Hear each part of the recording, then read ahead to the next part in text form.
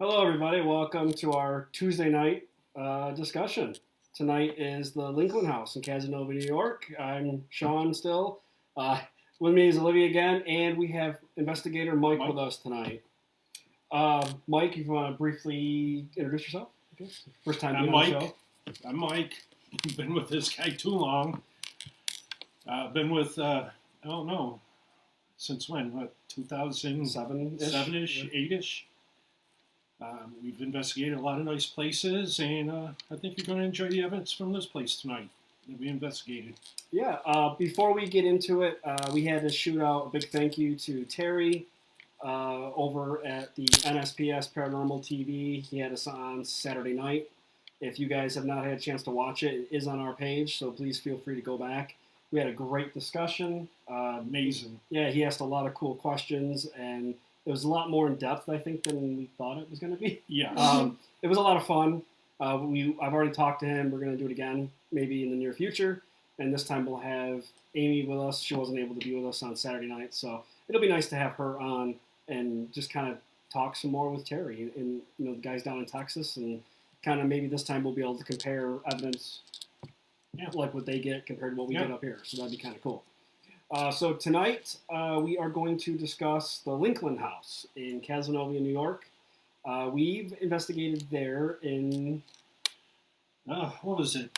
I think it was 315 or something like that. 2000. So about 2015-ish. It's been a while. 2015. Basically, what happened is I believe we did our normal event that we do at the Braylock every year, and we were approached and said, "Hey, you guys should really check out this place. If you're not familiar with it, it's literally a block away from Braylock in Cazenovia. It's a beautiful location. Please check them out." And we did. We reached out, and they told us some really cool claims and some stuff that was going on there.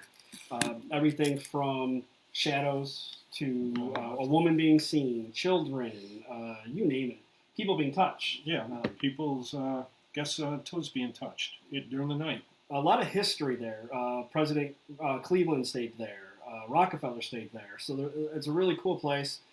Beautiful place. They did have a fire in the early 1900s, and they renovated after that. Awesome, awesome place. So if you haven't been there, please check it out. As far as when we got there, again, arguably, probably, at the time, one of the biggest places we investigated, with all the rooms. Yeah, because it was just a gigantic hotel. It's a great place. We didn't know this, but they also own, well, we thought it was a separate business, but the place right next door to it, which was like a bar. So we were actually able to go in there and investigate as well. So it was kind of two buildings. You had the big hotel, and then you had another building that was connected to it. So we did get some pretty cool stuff there. We were going to talk about it a little bit with you guys tonight. And just kind of, I know, Kevin, you and Kevin had a couple cool stories, claims that happened. I believe you guys had some light anomalies, some shadow play. Voices. And voices at one point. We all heard it throughout the night in some of the rooms. So kind of, it was all around a really cool place.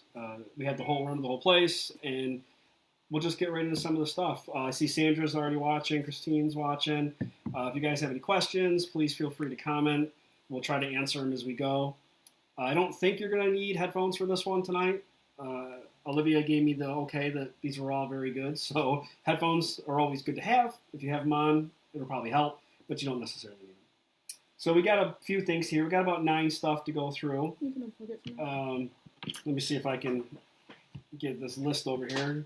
So the first one is going to be up in room 215. Again, we're going to say the room numbers. We don't expect you to remember them, but just kind of give you an idea if you ever want to stay there. About 10 seconds in, you're going to hear what sounds like a female sigh, and this wasn't any of us. Would you like us to stay? Probably asking too many questions.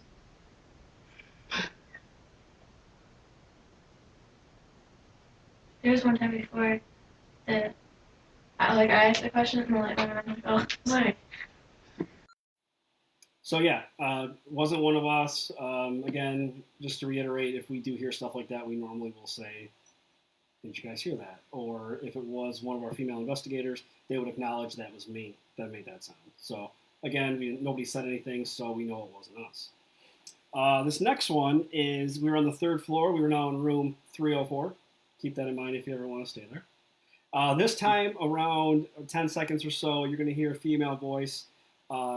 It's sounding like it's saying pee or something along those lines. That's a good way to figure out which rooms. Just follow the cords.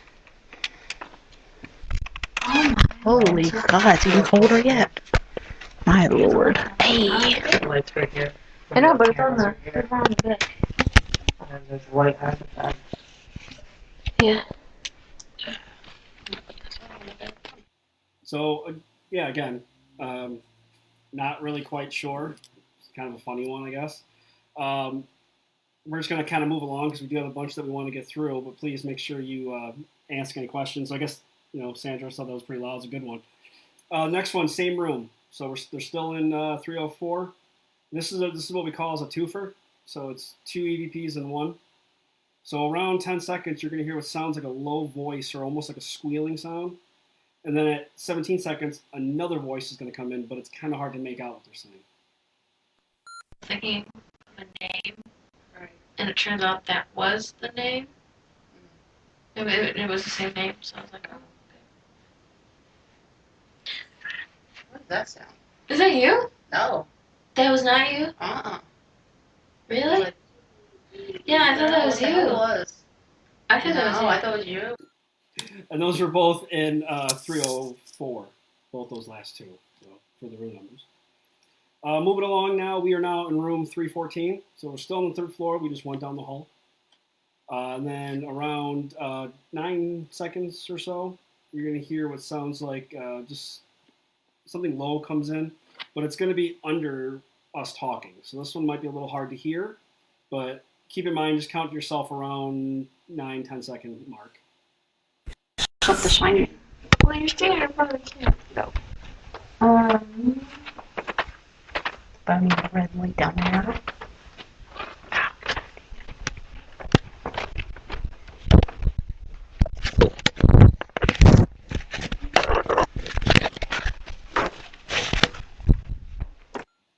So yeah,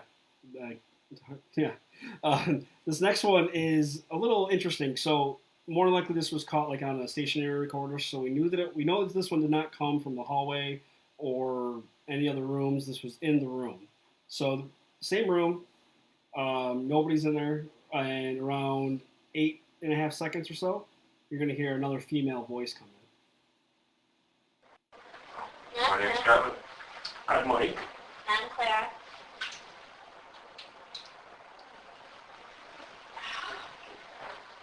Are you the shrink?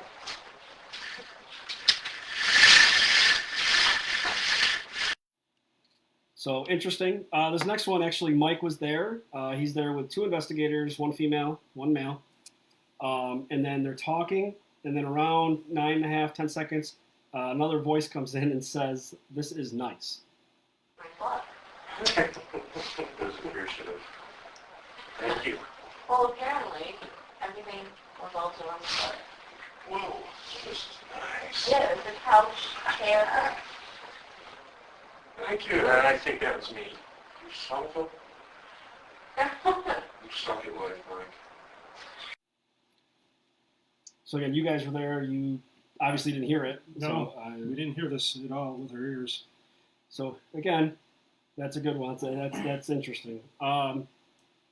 This next time we got 3 people. We're in the same room still, and then you're going to hear a low voice come in around 12 seconds, and it sounds like it's saying no. Not gonna say something out loud. Are you the owner that passed away in the lobby?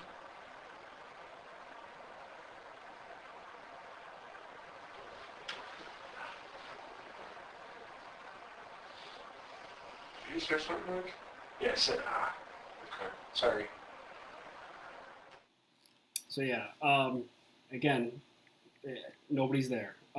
This next one is really interesting. This was on the 3rd floor. We must have been on a break because nobody was on the floor, nobody was in the room.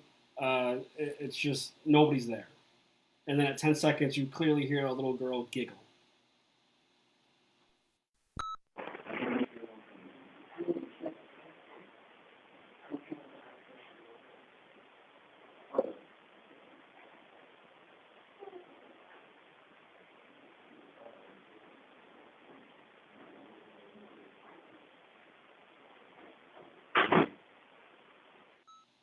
So yeah, that's a good one.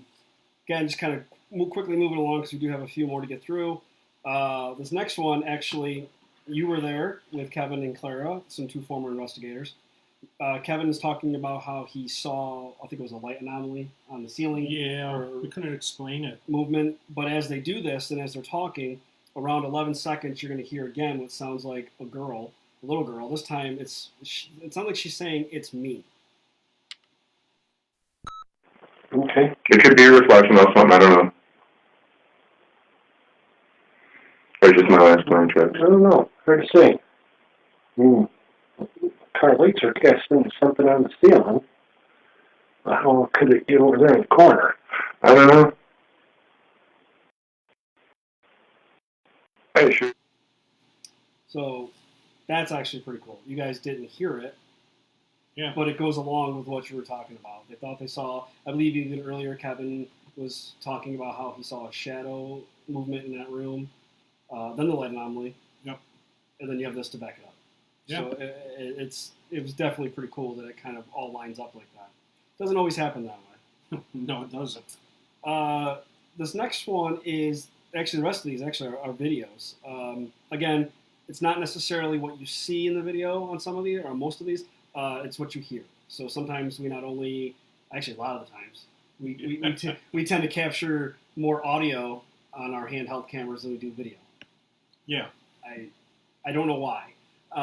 The coolest thing is when you can literally have a handheld in this, or Mike could be holding a handheld, I could be holding my recorder, and we capture an audio clip on the handheld, but not the recorder. Why that happens, or the other way around. Yeah. But it does happen, and it's really cool when it happens like that. Whether it's just closer to one device or the other. Just strange. Or maybe one's more sensitive than the others. I don't know. But it is fun when that happens. It is. So these next few are going to be videos. So Kevin, Mike, and Clara, once again, you guys are in room 314. And then the Ovilus is going to go off. But this time, it's going to say your name. And we all heard it. We just want to communicate and learn about you. Nothing we have is going to hurt you. We don't mean to insult you. We're here to treat you with the utmost respect. Did it say Mike? Did that say my name? I think it did. I thought it said your name.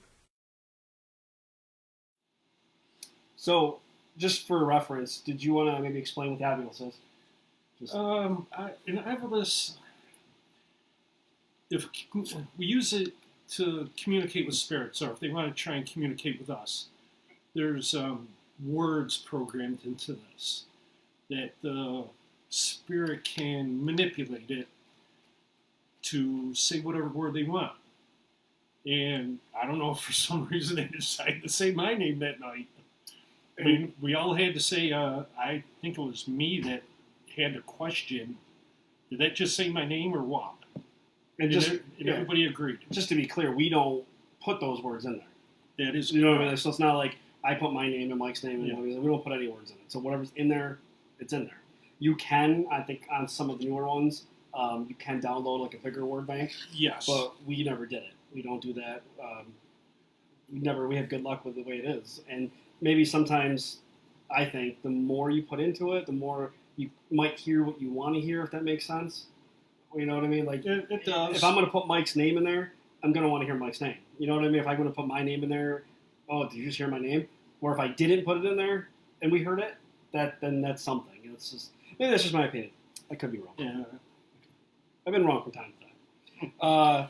This next one, the team's now in room 320, so just down the hall from the last room. You're literally just getting in there. You're just getting ready to enter, and then you're going to hear again, what sounds almost like a female voice kind of sigh, almost maybe like they're walking in on her.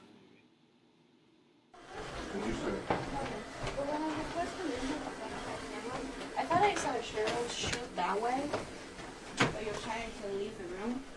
Yeah. And I tried to copy it. I've seen a weird... The IR lights on that.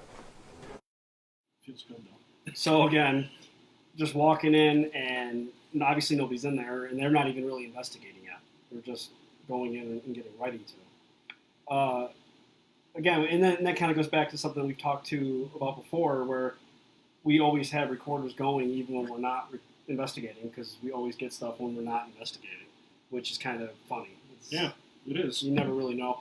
Some of the greatest ones we've ever captured is either when we're breaking it down or setting up for the night. It's why that happens, I don't know. Whether it's we get there and we're setting up and they don't know what we're doing, or we're breaking down and they're like, hey, get the hell out. I don't know. Or they want to turn around and say, hey, why don't you stay a little longer? We don't know. Yeah, I can, not to be off topic at all, but I'm reminded of probably one of the greatest EVPs we ever caught while setting up. And it's a long story, but we probably will never go into detail about this investigation, just because it had a really messed up backstory.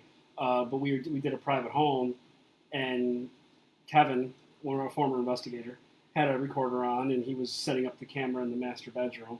And as he was setting up the camera, it was an intelligent haunting. We didn't know this at the time, but it was obviously intelligent, because it literally said to Kevin, "You won't catch me, effer."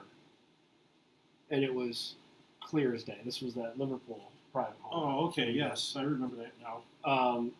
Again, we won't ever, unfortunately, there's a long backstory to that, and it's got nothing to do with the paranormal. So we won't probably ever really bring that one up. But as far as evidence goes, that was an awesome catch, because obviously it knew what a camera was, but I guess he didn't know what a recorder was, because Kevin was smart enough to have that going.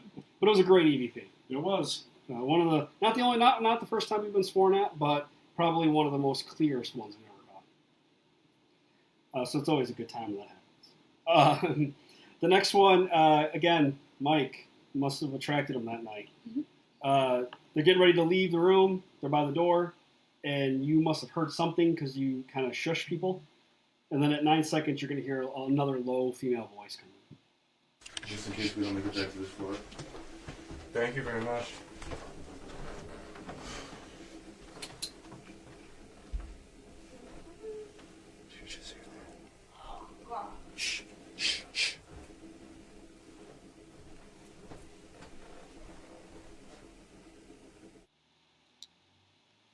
So, again, I think you were attracting the female spirit. I don't know, something that no, you should have laid on the bed, maybe it would have tickled your toes. So, this next one's a little interesting. Again, I don't know what it's saying. It just sounds like it's making a sound. We were literally just walking through the dining room. I don't know if you'll be able to tell in the video, but it's a big area, and we're just moving from one location to another. But you actually hear a voice come through, and it sounds like it's saying, "Hoodoo." I'm not, but we don't respond to it. So maybe maybe it's just trying to get our attention, or Yoo-hoo maybe. I don't know, but we'll let you guys hear it.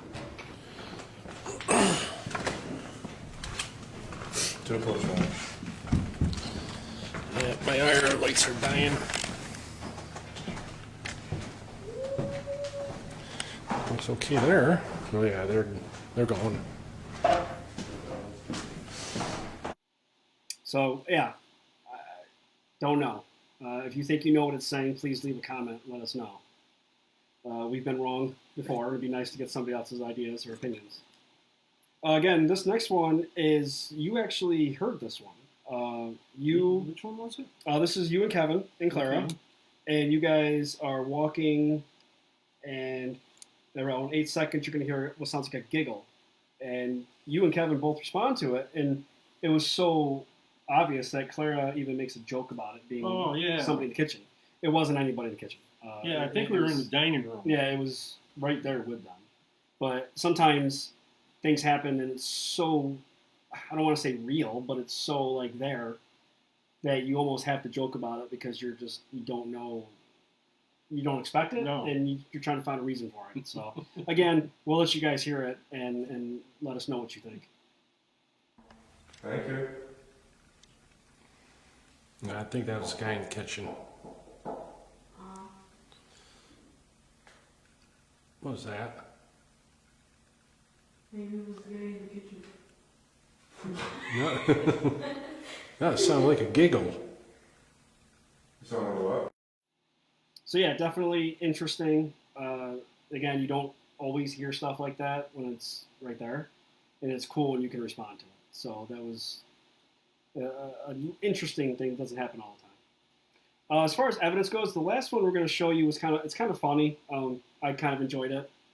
I remember this one very well actually now. I'm actually in this one. We're in room 215, and I think out of all the rooms we went into that night, it was probably the smallest room. And I nonchalantly make a comment about how small the room is, just because we were just talking. Sometimes, again, we get evidence when we're not even trying to investigate, and we just talk about random stuff. So I was just saying, hey, this room is small. And then you're going to hear a voice come in and it says, yes, it is.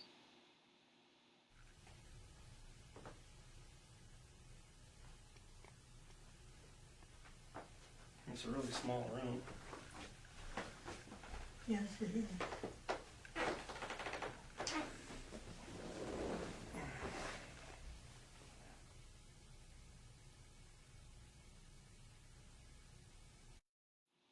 So, yeah, I thought that was a funny one.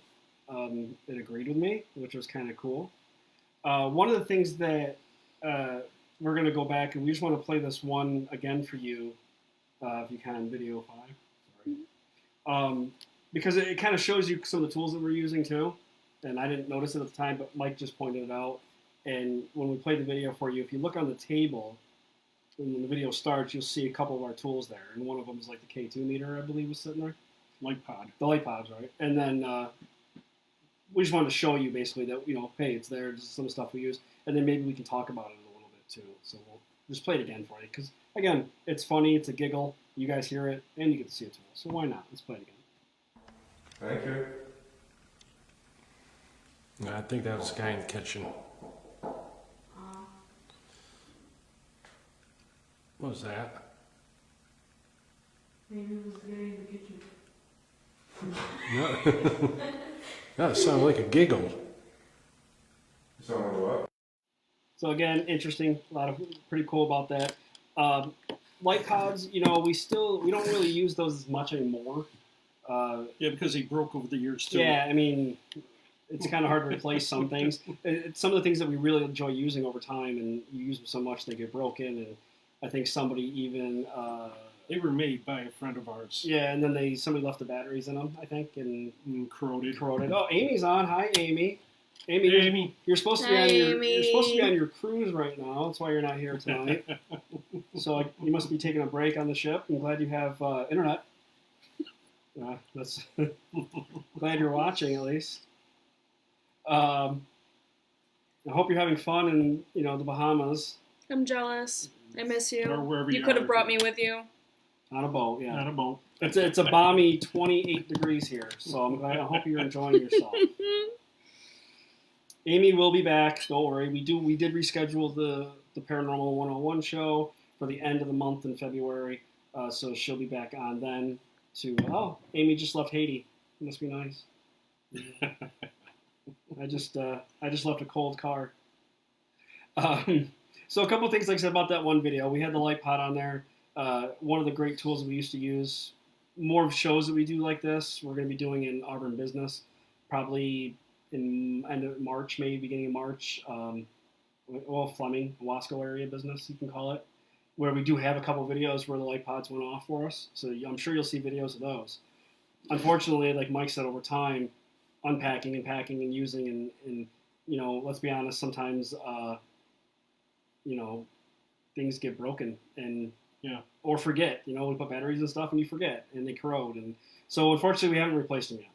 But the cool thing is, next to that was also our K2 meter, and I don't know if you want to touch on the K2 meter a little bit. The K2 meter, that's made right in Camillus, New York. It's made for electricians to find wires in the wall, per se. But they always say that a spirit gives off an electrical charge, and that's why we use it. Sometimes we get great results with it, and asking yes and no questions. We do get responses. if we do get responses, the first thing we got to do is we got to trace it, just to make sure it's not giving us a false response and everything. If we can't find a source for it, then we have to take it as maybe something's trying to communicate with us. And also with the light pod, like Sean was talking about, we were going to play a video tonight where I think it lit up before that female giggle that we heard. But when you play something like that, you're going to have a skeptic trying to just tear that apart. So Sean and I decided not to play it. It was a good video, but just too crazy to play it and have somebody just tear it apart. So that's the way we do everything with our evidence. And I think, just to touch on the K2 meter a little bit, I think one of the greatest examples of doing your homework, and by that I mean, kind of like Mike said, when we're getting a response, the first thing you should really do is try to figure out if it's coming from anywhere else. And in all honesty, if you can, depending on the site, it could be a cell phone, it could be getting a text message, an Apple Watch, anything like that. If it gets a text message, it will trigger it. That's why we normally will not carry our cell phones when we investigate. I'll take off my watch. We did a restaurant years ago, and we might talk about this one eventually. I think it was a certain diner. Oh, okay. I don't want to give it away too much, just in case. It's no longer owned by those current people, so that's why we might use it. We might not use it. We'll see how that goes. But one of the greatest uses of a K2 meter, or we thought, was when we were sitting out front in the actual diner part, and all of a sudden the K2 meter started getting hits. And, it's got different colors, green all the way up to red. And this thing it would go red, then it would go green, then it would go yellow, then it would go red, then it would go green, then it would go yellow. And as I'm watching it, we're asking all these cool questions, we're getting all these great responses, but then I started looking around, and I'm like, well, wait a second, it's rhythmic, it's got a rhythm to it. And then I realized that every time I would count to like 3, it would go to red, and then when I would count to 5, it would go to the next color.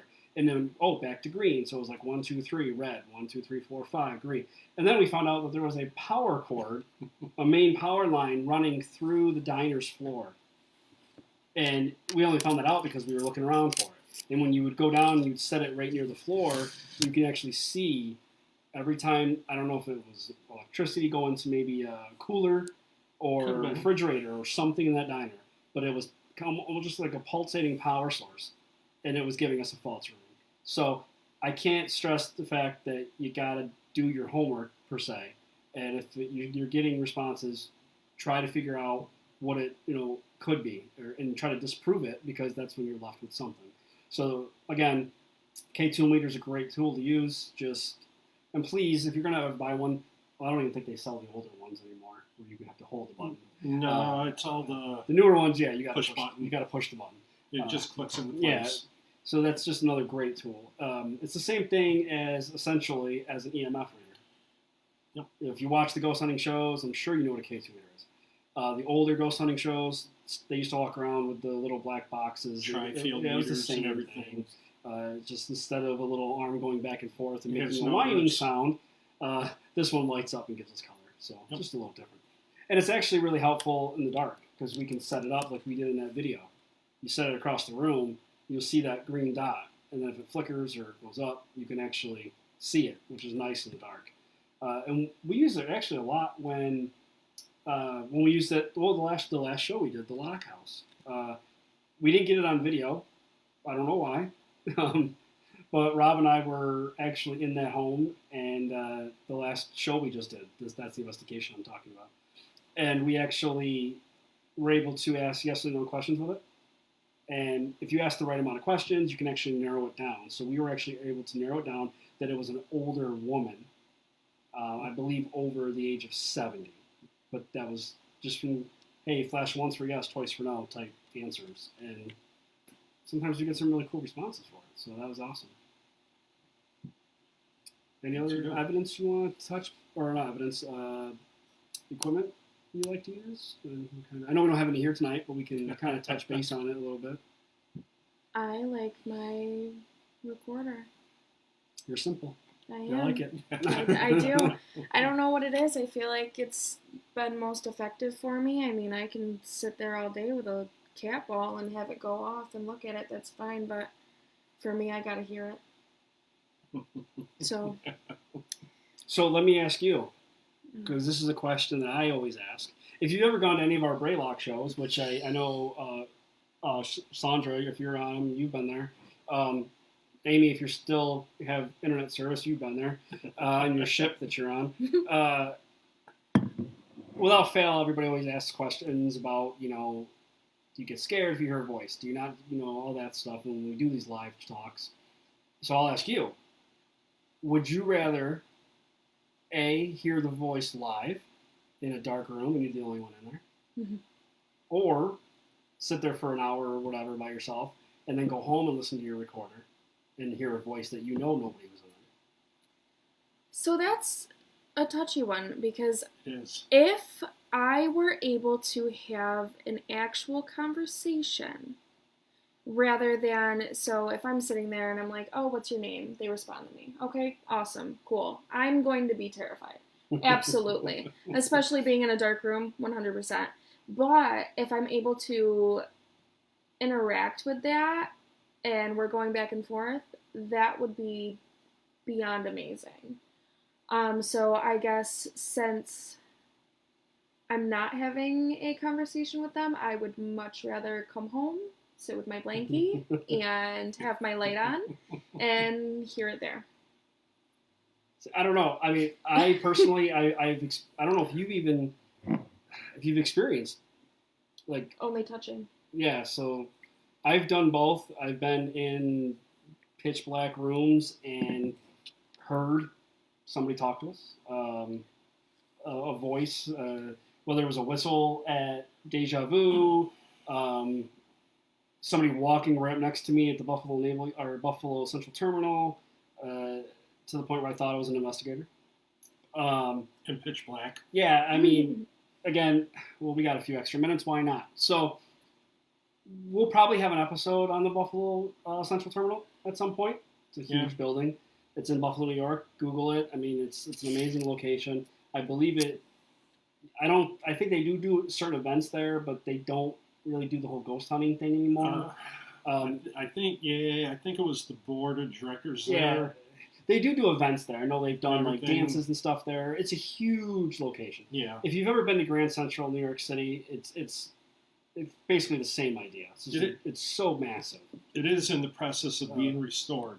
We were there years ago, and everybody always talks about the customs room as one of the hot spots. And we were there. I was there with Mike and a couple of former members, and we were there. Yeah, you weren't with us yet. Mike's gonna die and choke on this Gatorade. So Matt was with us. Matt was with you. Yeah, Matt was with me. Another great investigator who just moved and now lives in Philadelphia, so he's no longer with us. I wish he didn't, Matt, if you're ever watching any of these. But Matt and I were in that room. Mike was down across the cafeteria with everybody else. I think it was you, Rob, and Kelly, I believe. Yes. And Matt and I are in the customs room. And again, we walked all the way to the back corner, pitch black. We use our flashlights to get to where we're going, and then we shut them off. So I turned them off, and Matt had a device in his hand with a battery died. So I asked Matt, hey, if you want to go get batteries, I'm going to hang out here.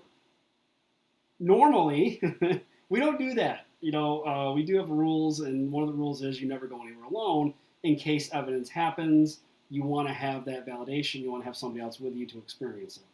So, but again, this was more of a fun thing we were doing. We were just there because we've always wanted to be there. Yeah. Friends of ours were able to help get us in there. Yep. So we were just there to have a good time that night and investigate. We didn't have all of our equipment. We only had a few things. Mostly handheld Yeah, stuff. a couple of handheld cameras, some K2 meters, and stuff like that.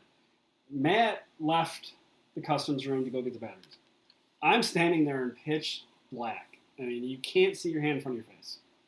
And I hear Matt walking up to the door, which would be off to my right, and it's the only door in and out. And before he came in, I heard what I thought was movement in the room. In the distance, I could hear people talking, and I hear Matt walk up to the door, so I tell him, hey, shh, don't say anything. I hear something. So I hear her walking towards me. Now, the floor was cement. So you know what it sounds like when you walk on cement. I mean, we all have done it. It's like a scuffling sound. So he's walking up next to me, and he gets almost right behind me, and I said, hold on, don't move. There's a mop bucket or something, or a mop wet floor sign right there. You're going to run into it. I was like, don't move. And I wait, and I wait, and I wait, and he stopped moving. And I don't hear anything. What I thought I heard was not happening. So I got a little pissed, and I'm like, oh, damn it. I could have sworn I heard something. And I go, and I turn my flashlight on, and I go, yeah, watch out for that sign, Matt. And when I turn over, there's nobody standing next to me. So, and then when I walked out, I went up to the door of the customs room, and the cafeteria was right there. And all the way on the other end, I could see these guys down there with their flashlights getting batteries out for Matt. So it was cool to experience that, to have somebody walk up next to me. I think if I didn't think it was Matt, it probably would have maybe made me a little uneasy a little bit more. But because the whole time I believed I was talking to Matt, which if I went home and I listened to my recorder and then I heard that, I think I would have been a little more eerie, because I would have been like, oh Jesus, something just walked up on me and I didn't even hear it. That. So I don't know. It's I don't know. I've had them both ways. I don't know if you've ever. Or what do you prefer? Do you prefer live, or do you prefer when you go home and you listen to it and you're in the dark and now you have to go to bed? Well, either way, it's in the dark and we have to go to bed after. Well, the thing is, you said it before. That can go either way. Okay. Now, per se, if you do hear that voice in the room, but then you would listen to your recorder later, it's not on your recorder. Yeah. Per se, where you clearly heard it with your ears. But then, you sit in a room for half an hour to 45 minutes at a time. And it's not like what you see on TV. You're there in darkness. You mean there's no suspenseful music playing? Yeah, no really cool music playing, no commercials. You're sitting there in the dark, feeling like a turkey or a jerk or something, asking questions. Okay, you don't get an audible response, but when you get home, all of a sudden you get a response to one of your questions. To me, that could be cool. But also, if I hear something, I think that's even cooler. Yeah, But, it can go either way. We did a few years ago, and actually, I don't even know I don't think you were there yet. I think this was before you joined. Right. We did Palmyra the first time. I was with the old group. Oh, yeah. This was before me. Yes. And right.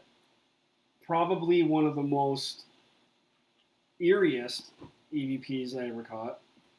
And unfortunately, I don't have it anymore. This was when I was part of an old group, and it was never saved for whatever reason. I wasn't in charge at the time, and Mike wasn't with us, so we didn't have the most reliable person to keep track of evidence at the time, and that's probably why they're no longer together.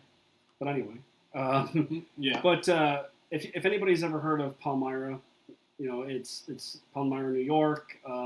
The museum there, the store there, the whole historical society. They do ghost hunts and they do a lot of paranormal stuff throughout the year. Please check it out if you ever are in the mood and you want to get spooked. Great place, awesome place. Anything we could do to help that place raise money, Lord knows they probably need it. Yep. So if you're ever wanting to do it, cool. I know there are some groups that do things and events with them, so you might be able to go work out something with them one night. We encourage it. We don't do it just because we unfortunately have enough stuff that we do throughout the year. However, we were in the dining room of Sybil's house, and I'm not going to get into who these people are. Please check it out, and you'll know exactly who I'm talking about. Long story who these people are. But anyway, we're in Sybil's house, and we're sitting in the dining room, and it's myself and 3 other investigators. We were so cool back then that we didn't have a DVR system. This was 2007, 2006, 2007. This was before we got really serious, I guess, the best way to put it. It was still fun for me and the group. We had a really cool old school big cassette a camera. That's what we had. That's how cool we were. We had it on a tripod, and we set it up in this dining room, and we're sitting there, and I want you to kind of picture this with me. We're sitting around this round table, and it's fully furnished. It's got the plates and silverware and everything. And I have when I wear my recorder, normally when I have my recorder while I'm investigating, I always have a microphone that I keep plugged into it, and I drape the microphone over my shoulder. And I do that so it's always recording, but it also leaves my hands free, so I don't have to worry about holding on anything. And I'm sitting at this table, and there's a guy right in front of me, and a guy right here, and a guy right here. It's just a little round table. And of course, the camera's pointed in my direction. And we're trying to get something to come out. Sybil, whoever. You walk around in these places long enough, by 1 o'clock in the morning, your eyes have fully adjusted. You know the ambient light, you know the street lights, you don't have to worry about that. When I say that this room got dark, it was like the whole room just got dark for some reason. And we're sitting there, and I asked Sean, who was sitting actually across from me, and Casey was sitting over here. Casey leans forward, and he says, I got this really weird feeling like somebody's looking at me. And all of a sudden, Sean, who's sitting over here, leaps forward, almost fell out of his chair. And he points at me, and he's like, oh, I just saw a shadow move over to Bello's shoulder, my left shoulder. I didn't see anything, I didn't feel anything, I had no idea. In my mind, I'm thinking, okay, well, there's a camera right there, cool. If he saw a shadow, hopefully this camera caught it. It didn't, because the camera battery died. So, again, we've upgraded a lot since then. Yeah. However, when I got home, and this kind of has to do with the whole, what we're talking about, as far as hearing stuff and not, there and not. I have my earbuds in, and I'm listening to my recorder, and I get to that part. And we're right where, Casey leans forward, and he says, I feel like somebody's looking at me. And literally, like, Sean leaps forward and says, oh, shadow. In that split 2-second time difference, a female voice right here says, I am. And it was so unnerving at the time, and because obviously there was no female there, and it was so clear that I remember I took my earbuds out and I set them on the table, and I sat there for a few minutes, and I just sat there, thought about it for a few seconds, and then I went back to it. Probably one of the greatest ones that I've ever caught. That being said, I have had the little girl at the theater, at Oswego Players Theater, talk to me. Clear as day, I've heard her say, hey, we did a private home. Lock home with my mommy's front porch. Yeah, that was a great one. We showed that last week, or 2 weeks ago, I'm sorry. We did a private home, I want to say in Fulton, years ago. And the only reason why I remember this home was for 2 reasons. The picture they sent us, they gave us, was a Polaroid of the what looked like a woman in black in the kitchen. Was that Fulton, or was that it was way? I honestly can't remember. I can't remember. However, this place was okay. We got there, we investigated, really didn't get a whole lot. We weren't getting anything. And then I believe Sandy was there, and she said, well, hey, why don't you put the geofoam out in the kitchen? Oh, was this when the DVR wasn't? Yeah, we had no DVR at the time. It was wasn't messing up or something on you, so you canned it for the night. So I walked out into the kitchen, and I bent over to a geophone. Basically, it's a device that senses vibration on the floor. And catch footsteps. Yeah, we set it up so if anything is to walk near it, by it, around it, it'll light up. And it kind of lets us know that something walked by. So I went out into the kitchen, and as I bent over and set it down, a woman said, hey, and blew air right into my ear. And it was so loud that it made me kind of jump back. And Sandy, who was in the living room, heard it. Oh, yeah. And I think that was like the only evidence we ever caught there. That was beyond, that was it. So that was actually really cool. Yeah. Eeriest thing you ever captured on the recorder? Oh. Too many. There's been a lot of good ones. Like I said, I still like that lock home one. Well, I caught that. Yeah, you caught This is- that. I don't know. I can't pinpoint a good place. I mean, if I was to pinpoint a good place, it was before I joined this team. I was at the infamous. Figures. I was at the infamous Stanley Hotel, and I think everybody knows what book that is based. You know what book Stephen King wrote. And I met these nice people the first night. Sandra said hi to your kitty. He says hi. He's very sweet. And we decided to go down a hallway, and we had a thermometer in our hand. And temperature was like constant 75, 75, 75. Then it dropped down to 65 real quick. So we stopped. We all got our recorders out. We're doing an EVP session. This girl leading it perfect. So we only, I think, 5 or 6 questions were asked. And at this convention I was at for 4 days, there were no kids there. No kids. Because it was at least 18 and over. So we replayed it, and all of a sudden she asked, "Can you tell us your name?" You hear in the distance a kid's voice say, "Come over here. Come over here." To me, that was pretty cool. And I mean, I had other experiences out there, but that's another time, place. But with the team, there's been a lot. I know we've drastically gone off course from the Lincklaen house, and sorry if you're still with us. But I do like some of the a lot of the stuff from the Lincklaen house. It was really great evidence and a really great time. I think, just to kind of go back for a minute, you made a comment earlier about if you were having a conversation with something that wasn't there, it might kind of, I don't want to say freak you out, but make you feel a little bit more uneasy than it would be if you heard it later on. Mm-hmm. We did do that, now that I'm thinking about it. That diner, that local diner that we're not sure if we can talk about yet, at the time, we had a psychic medium that we worked with, and we went to this diner at least 2 or 3 times, I want to say, a bunch of times. And, at least 3 times. And she didn't go with us the first time. She came with us, I believe, the second and third. Yeah. So the last time we went, I know we have this somewhere. We'll find it.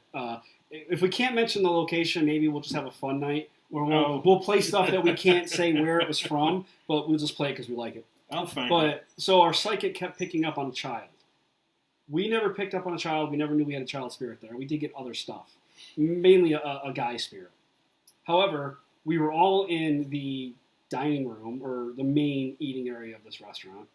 Or diner. The diner had the diner part in front, like the booths, and then you would go through a doorway, and then it was like a big open area where there was a big fish tank, big tables, and it was just a bigger banquet room was in the back. In the back, yes. A side, kind of a small banquet room, but our psychic at the time kept picking up on a child. We didn't know any stories about children being there. We only knew a story about one guy being there. Anyway, if you remember, I think you were there that night. We're all sitting out in the dining room, and we heard a whistle come from the back dining area. We were all in the main room, and we were like, what the hell was that? Everybody hear that? We all heard it. Yeah, we all heard it. And then we started asking questions. Are you a boy, or you hear a whistle? We actually were able to narrow it down that it was this little boy that at the time that we were working with, the psychic that we were working with, was picking up on. Yeah. So we legit had I guess you would say, a back and forth conversation, except all the answers were just in the whistles. And it was clear as day. We all heard this. Mm-hmm. And not that I don't want to say it's good, because it's not. Evidence-wise, it's great. It is. But when we went back and we sat down with the owner, and we played for her the evidence like we do with everybody, we brought up the fact that she kept picking up on this little boy. And then we brought up the evidence that we caught. And the name. We didn't get a name on recording, but the psychic kept picking up on a name. We didn't know this at the time. But, and again, this is sad, but from an evidence perspective, it was amazing. But the owner's son, she actually had a son who died prior to, I think, her even owning that place. Yes. And we didn't know that. She never told us any of those stories. she never told us that it happened at all because she believed that the spirit that was there was this guy that we all knew about. So we didn't know. We had no knowledge of this. Not only that, but all the details that we were able to show her, his age, all the way down to his name, was amazing because it was all right. So to not even know that and then to be able to literally hear that with your own ears was pretty cool. That was, the evidence-wise, amazing, really sad story. But it came out good in the end, I guess.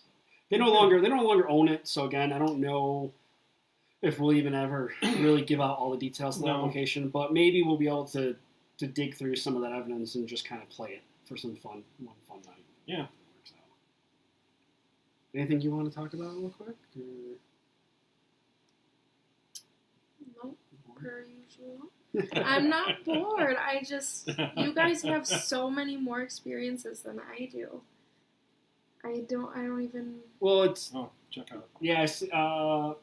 Yeah, she never talked about at all. And unfortunately, when they sold the business, we kind of just lost touch with them.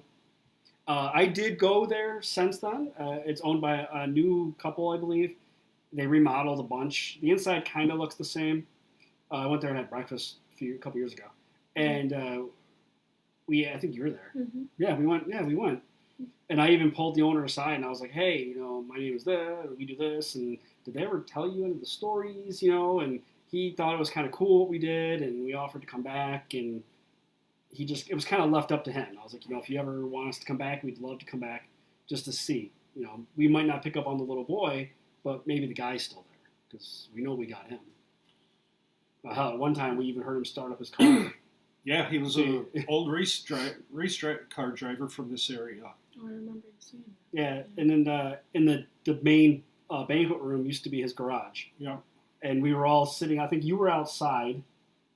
We set up outside that night. We set out in the parking lot that night. We set up the camp, we set up the table and all the equipment outside, and we ran the cables inside. It was summer. Yeah, it was a nice night. And me and 3 other people, we all heard a car start up and gas being, like the pedal being feathered. Yeah. And to the point where I had to call Mike, and I was like, hey, is there somebody out in the parking lot being stupid at 2 o'clock in the morning in a little tiny town with not that many people that live in it? And he, of course, no. But for us to hear that with our own ears was pretty cool. Don't feel bad. Olivia's only been with us for a short amount of time. I don't feel bad. So yes, she does not have the stories that we have, but you'll get there. Someday. I don't know, 10 years later. It's taken a long time. But you got to remember, we've slowed down a lot. When we first started doing this, we didn't have the responsibility. Well, we had responsibilities, but not as much as we do now. I was, single, and I didn't have a wife and 2 kids. So, unfortunately, my time's pretty well being used up. You were single. Yeah. Now you're married, and you have all the responsibilities. Mm-hmm. He's retired. Don't let him fool you. But we actually all lived really close together too. We all lived in the same town. It was unfortunately, like I say, life happens, and we've all kind of scattered in a little bit and bought different houses in different towns and cities and stuff. But we still do this together. So 10 years ago, it was a lot easier for us to get together on a Tuesday night, for example, and say, hey, I know you got to work tomorrow, so do I, but. Yeah. I mean, we should go do this. And we were doing, 3 or 4 investigations a month. Yeah. And it was hell. We would have another investigation to do. We would be on our way to one investigation while still reviewing evidence from the one before that. Yep. So, yeah, it took up a lot of time, and I think we've gotten a little smarter, and maybe the less is more now. But you'll get there someday. Fingers crossed. Someday. So if anybody's had any other questions, I see some people are making some comments. Tried to answer what we could. There's pretty much everybody was just saying hi. If you have a chance, if you haven't done it yet, and you have a couple hours to kill, please go back on our page and watch our video from Saturday night. It was a great conversation we had with Terry, the guys down in Texas, and we talked about different stories and investigating techniques, and we kind of touched on all kinds of different stuff. And it was a lot of fun, and before I knew it, 2 hours went by. So Yeah. Didn't even know it was 2 Yeah. hours. Yeah, That was pretty cool. we weren't really expecting that. So if you got time and you want to kill, please go ahead and check that out. Yeah. Don't forget, next week, night 1 of our 2-night special of Deja Vu from Auburn. Those of you that may or may not be familiar with that location, it was a beauty boutique that was in Auburn, right next to the library. Famous house. It was owned by a famous general from Auburn. General George Kirby. Who's actually buried literally like 300 yards away at Fort Hill Cemetery. So I think when I researched it, I found he served in, 4 or 5 wars? Yeah, he was in it for the long run. So it was his house.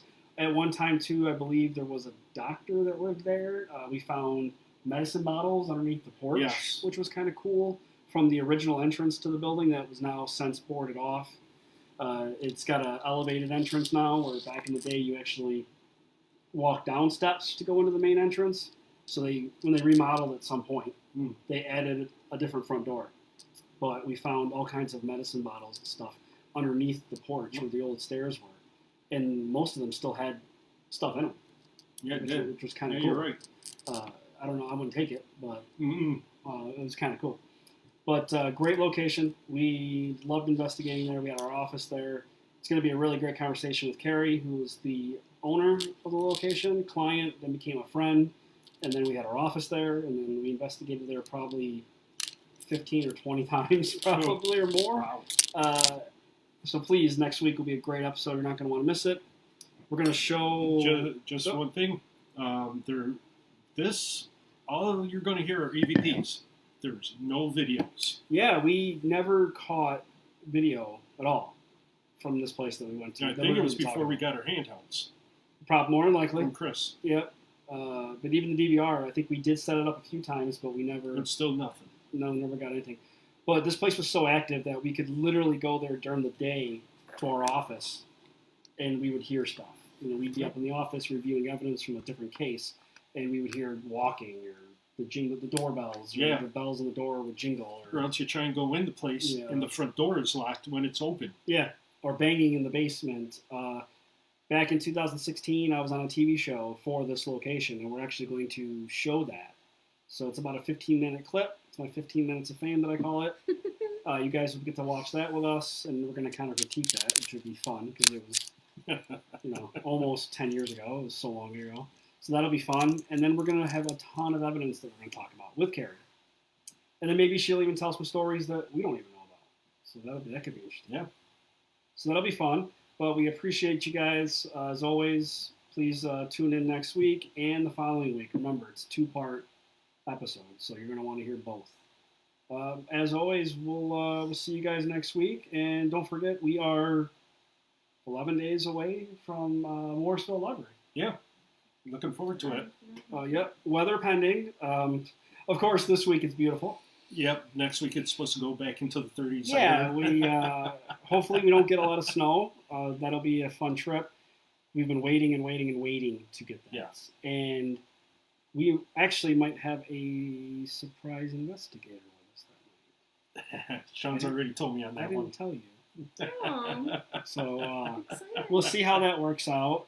What would you call it, an investigator?